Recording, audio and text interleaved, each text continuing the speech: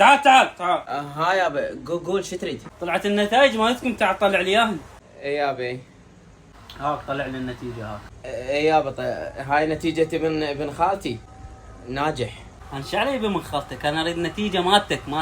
ابن ابو سهاد ناجح همين. شو علي انا؟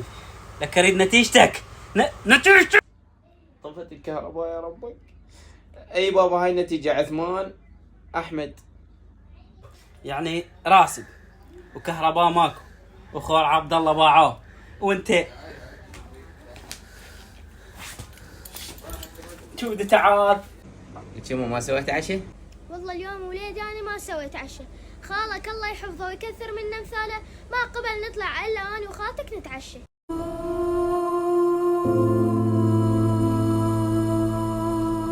يما ترى الحق وياك لا بل نسكتي له دائما يضربك وسكتي له ارضي حقك يما. أنا ساعة يحميني عليك عم تطلق وعف البيت واروح. تربيتك هاي شو اسوي؟ صار ابوي من نوال وجديد.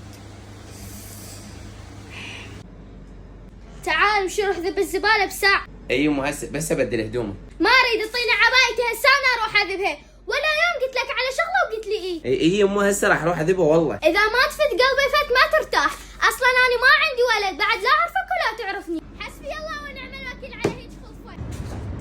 ما تقول له وين الفلوس؟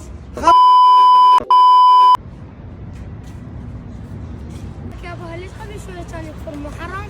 ابني هواي ناس يجي تكفر والله ما راح يرضى عليهم.